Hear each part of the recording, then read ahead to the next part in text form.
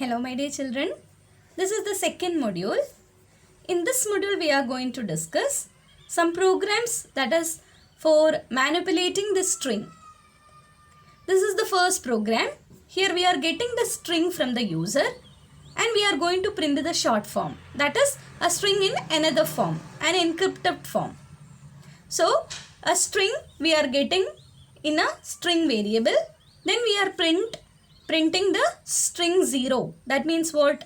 It will print the first character and it will put a dot. Then end equals a space. So it one goes to the next character. For ch in range 1 comma length of string.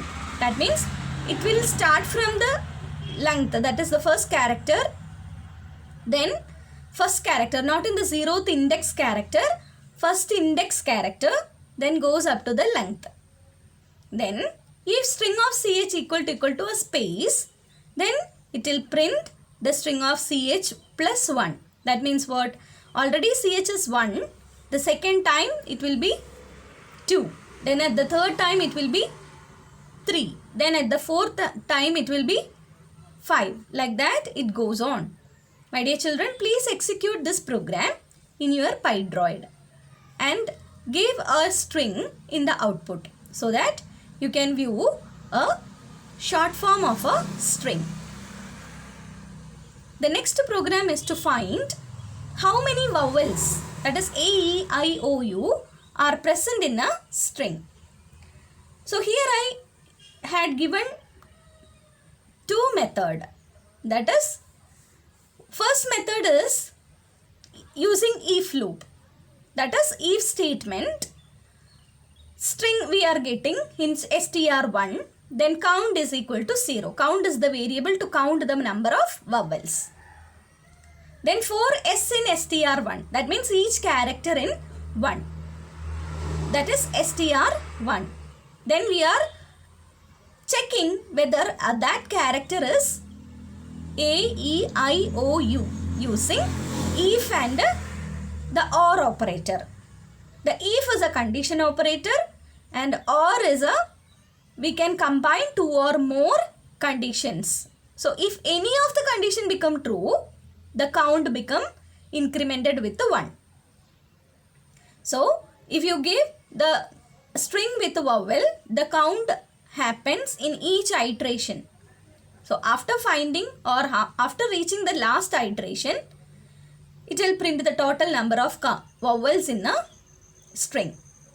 We are having another method, that is vowels are created as a list of vowel characters. That is, a list contains vowels A, E, I, O, U and it is stored in a variable vowel. Then the same thing we are giving if S in vowels. So what happens? S will be checked with A, E, I, O, U. If the condition become true, the count will be incremented as we discussed in the previous program. Then after each iteration and it reaches to the last character. So what happens? We will get the total number of vowels in a string. Then we had already discussed the operators which we can use with a string. There are two operators we can use. One is plus and another is asterisk. If we use plus, what is happening? We can use, it will do the concatenation or joining or embedding the second string with the end of the first string. Then the asterisk is used for replication or repetition. If you give hello into 3, it will print hello 3 times without any space.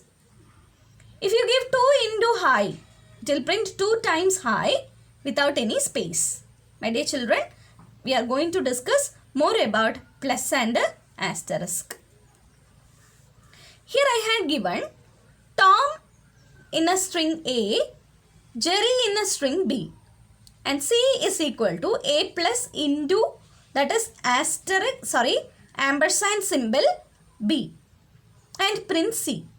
You cannot add number and string using plus. My dear children, we cannot add numbers with the strings.